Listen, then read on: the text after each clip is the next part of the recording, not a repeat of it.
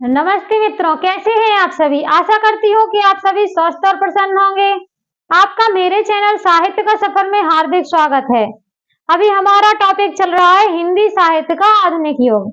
इसके पहले भी क्लासों में हम पढ़ चुके हैं हिंदी साहित्य का भारतेंदु युग, द्विवेदी युग, और आज हमारा टॉपिक है हिंदी साहित्य का छायावाद। तो छायावाद के बारे में प्रमुख तथ्य देखेंगे, इसका नामकरण देखेंगे, इसकी परिभाषाएं किसने क्या कहा है, और इसके प्रमुख कवियों के बारे में कुछ महत्वपूर्ण चर्चा करेंगे। तो आइए देखते हैं छायावाद। छायावाद, सबसे पहले छायावाद का समय जो है 1920 से 1936 माना जाता है, क्योंकि कुछ विद्वान 1918 से भी छायावाद का प्रारंभ मानते हैं।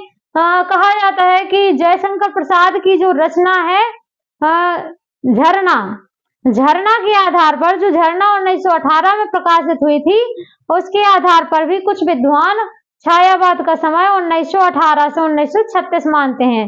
इस प्रकार से हमको 1918 प्लस 1920 दोनों पढ़ के चलना है। अब हम देखेंगे इसमें छायावाद के संबंध में प्रमुख लोगों ने क्या कहा है, तो देखेंगे विद्वानों के मत।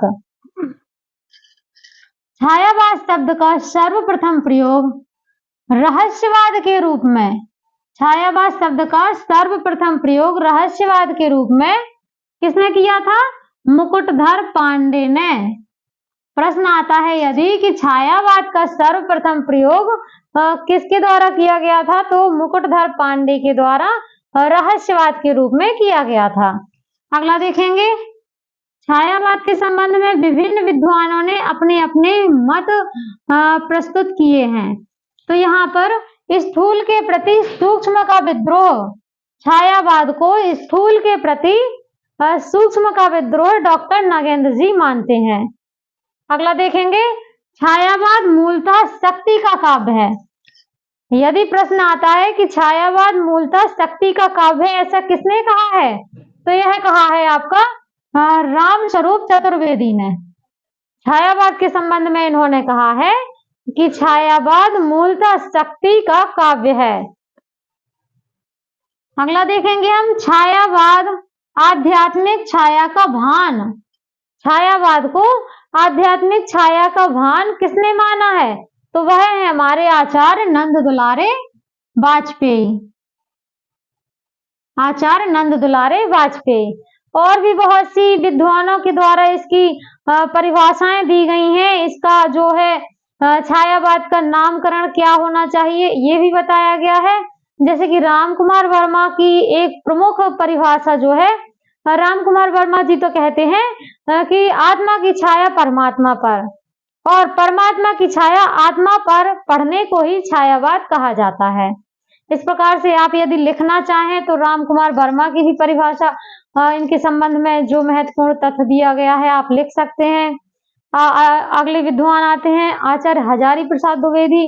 इन्होंने भी जयशंकर प्रसाद, इन्होंने भी छायावाद का वर्णन किया है। और इस युग के जो प्रमुख कवि हुए हैं, उन्होंने अपनी छायावाद की विशेषताओं को ध्यान में रखते हुए छायावाद का जो है नामकरण या परिभाषा देने की पूरी कोशिश की है। जैसे कि पंत जी हुए हैं, उन्होंने अपने जो पल्लव लिखा है, पंत जी ने जो पल्लव की भूमिका लिखा है, उसमें छायावाद की भूमिका का वर्णन किया है। और इसी युग के अंतर्गत आते हैं आपके सूर्यकांत त्रिपाठी निराला। तो सूर्यकांत त्रिपाठी निराला ने भी अपनी परिमल की भूमिका में छायावाद की प्रमुख परिभाषा से संबंधित कुछ महत्वपूर्ण तथ्य प्रदर्शित किए हैं। इस प्रकार से छायावाद का जो वर्णन है वह उस युग के कवियों ने अपने अनुसार भी बहुत ही प्रस्तुत किया है। यदि आप और विस्तार से पढ़ना चाहते हैं तो मुझे कमेंट बॉक्स में कमेंट करके जरूर बताइएगा, क्योंकि यहाँ पर मैं आपको वह पढ़ा रही हूँ जो बहुत ही ज्यादा प्रमुख है और बहुत ही अधिक पेपरों में यहाँ से प्रश्न आते हैं। इसलिए आप लोगों से निवेदन है, आप लोग मेरे साथ साथ यहाँ पर जो भी मैं लिखवाती हूँ, आप लोग उसको ध्यान पूर्वक लिखते जाइएगा, सुनते जाइएगा। इससे आपके लिए भविष्य में नोट्स तैयार हो जाएंगे। आदि बहुत से प्रमुख जो बातें हैं वह यहाँ पर बताई जाती हैं। अब हम देखेंगे आगे छायावाद की कुछ विशेषताएं। तो चलते हैं हम छायावाद की विशेषताएं देखते हैं।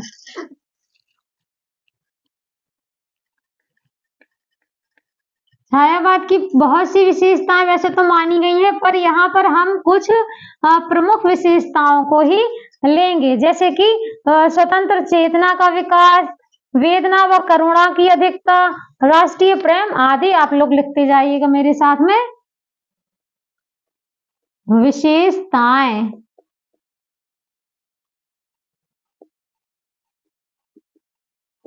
पहली है स्वतंत्र चेतना का विकास, स्वतंत्र चेतना का विकास। दूसरी है नारी के प्रति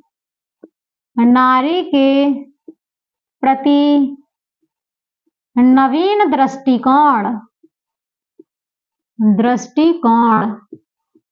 अगली आपकी आती है अज्ञात सत्ता के प्रति जिज्ञासा। अज्ञात सत्ता के प्रति जिज्ञासा। इसी में और आपकी बहुत सी विशेषताएं आती हैं, जैसे कि प्रकृति चित्रण भी इनकी इस युग की प्रमुख विशेषता है। और यहाँ पर जो कविगण हुए हैं उनके अनुसार भी इस युग की बहुत सी विशेषताएं बताई गई हैं। आप लोगों को क्लियर दिख रहा होगा, यदि नहीं दिख रहा हो तो मैं कैमरा थोड़ा सा और कर दूं। आप लोग बताइएगा मुझे कैसा आपको नजर आ रहा है। अगला देखते हैं वेदना व करुणा की अधिकता।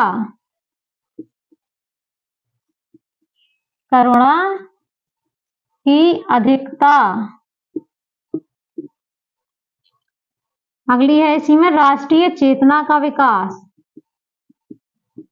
या कह सकते हैं राष्ट्रीयता का विकास।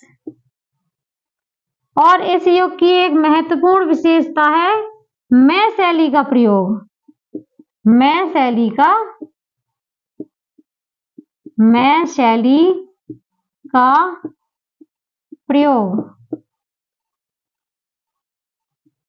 इस प्रकार से हमने छायावाद की कुछ प्रमुख विशेषताएं यहाँ पर देखी हैं। आप सभी लोग यहाँ पर ये विशेषताएं फेयर कॉपी में नोट कर लीजिएगा, क्योंकि छायावाद की प्रमुख विशेषताएं जो हैं उसको अब हम डिटेल से समझेंगे। नंबर पहला स्वतंत्र चेतना का विकास। इस युग में जो भी कवि हुए हैं वह पूर्ण रूप से स्वतंत्र चेतना को अपने व्यक्तित्व में समेटे हुए हैं, अर्थात वह कवि सभी चाहते रहे हैं कि स्वतंत्र सत्ता के प्रति इनकी पूर्ण जिज्ञासा रहे और स्वतंत्र चेतना का इन्होंने विकास करना अपनी कविताओं का मुख्य आधार माना है। अगला देखेंगे हम नारी के प्रति नवीन दृष्टिकोण। चूंकि द्विवेदी युग में नारी के प्रति जो दृष्टिकोण नहीं था, उससे ज्यादा इस युग के कवियों ने, किस युग के, छायावादी युग के कवियों ने नारी के प्रति नवीन दृष्टिकोण रखा है। जैसे कि जयशंकर प्रसाद ने एक उदाहरण देते हुए कहा है, नारी तुम केवल श्रद्धा हो। यह जयशंकर प्रसाद द्वारा नारी के संबंध में कहा गया है। और अज्ञात सत्ता के प्रति जिज्ञासा। इस युग के कवियों ने अज्ञात सत्ता के प्रति जिज्ञासा अपनी जाहिर की है। स्वतंत्र चेतना का विकास। इस युग के कवियों में स्वतंत्र चेतना का विकास हुआ है, अर्थात इस युग के कवियों ने स्वतंत्र चेतना के विकास से संबंधित कविताएं भी यहाँ पर हमको साहित्य के रूप में प्रदान की हैं। वेदना व करुणा की अधिकता। चूंकि महादेवी वर्मा जो है उन्हें वेदना अर्थात आधुनिक युग की मीरा भी कहा जाता है। उनकी कविताओं में अधिकतर आपको वेदना के स्वर गूंजित सुनाई देंगे। इस प्रकार से इस युग की प्रमुख विशेषता वेदना व करुणा की अधिकता भी हो जाती है। आगे देखेंगे राष्ट्रीयता का विकास। राष्ट्रीयता का विकास के संबंध में इस युग के कवियों ने अपना महत्वपूर्ण योगदान दिया है और जयशंकर प्रसाद, निराला आदि कवियों ने राष्ट्रीयता के विकास संबंधी बहुत सी कविताएं लिखी हैं। मैं शैली का प्रयोग, इस युग की प्रमुख रचना जो प्रमुख विशेषता जो है वह है मैं शैली का प्रयोग। इस युग के सभी कवियों ने मैं शैली को अपनाना चाहा है। इस प्रकार से हमने देखी है छायावादी युग की प्रमुख विशेषताएं। आप सभी लोग बहुत अच्छी तरह से समझ रहे होंगे क्योंकि यहाँ पर आपको बहुत ही अच्छी तरीका से समझाया जाता है और जो भी आपको समझ में ना आए आप मुझे भी कमेंट बॉक्स में कमेंट करके जरूर बताइएगा। अब हम देखते हैं आगे इस युग के कवियों के बारे में। उससे पहले हम थोड़ा सा देख लेंगे कि छायावाद युग को किसने क्या कहा है। छायावाद युग को किसने क्या कहा है अर्थात छायावाद का नामकरण। तो प्रमुख बिंदु हम यहाँ पर देखेंगे जैसे कि शुक्ल जी ने क्या कहा है। शुक्ल जी छायावाद को कहते हैं शैली वैचित्र। क्या कहते हैं? शैली वैचित्र, या फिर इन्होंने कहीं कहीं मधुचर्या भी कह दिया है।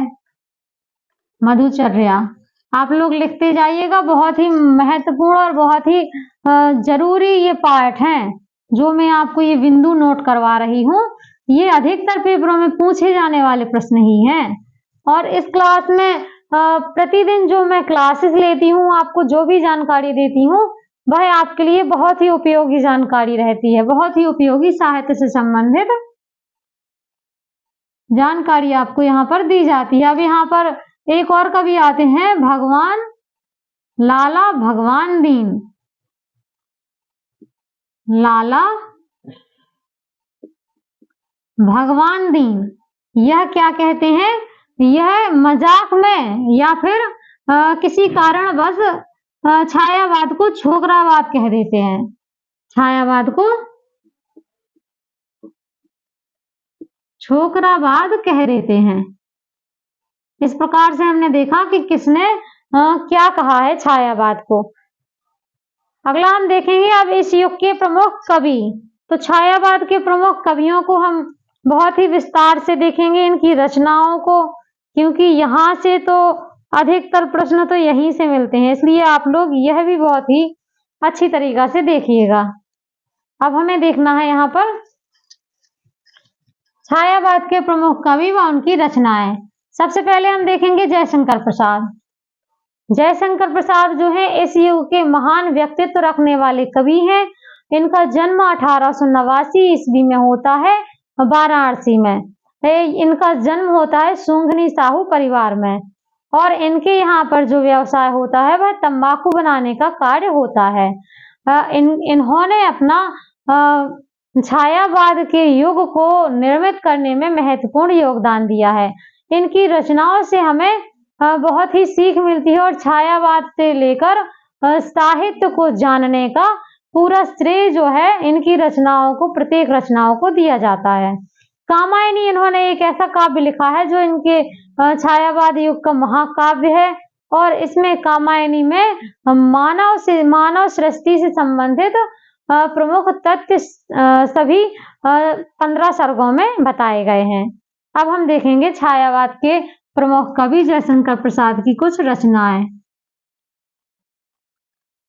प्रमुख रचनाएं इनकी कानन कुसुम, प्रेम पथिक, वन मिलन, उर्वशी, अयोध्या का उद्धार, झरना, लहर, कामायनी। कामायनी जो कि मैंने बताया है इनका महाकाव्य है। इनकी चूंकि यह बहुत ही प्रमुख रचनाएं हैं, मोस्ट हैं, सभी आप लोग याद करके रखिएगा। अगले आते हैं इसी युग में सुमित्रा नंदन पंत। पंत जी की प्रमुख रचनाओं को हमें देखना है। पंत जी का जन्म होता है 1900 ईस्वी में। इस युग में प्रमुख योगदान देने वाले ये छायावाद के 4 स्तंभों में से एक हैं। इसमें आते हैं आपके, इनकी रचनाएं देखेंगे। गिरजे का घंटा, उच्चवास, ग्रंथि, वीणा, पल्लव, गुंजन, युगवाणी, ग्राम्या, उत्तरा। पल्लव में इन्होंने जो है वो छायावाद की भूमिका संबंधी तथ्य लिखा है, इसलिए मैंने यह रचना आपको पहले भी बताई थी। अब हम देखेंगे निराला। निराला को छायावाद में महेश के रूप में जाना जाता है, ब्रह्मा विष्णु महेश। इनकी रचनाओं को देखेंगे हम, यह बहुत ही विशालकाय व्यक्तित्व रखने वाले बहुत ही महान व्यक्ति हैं।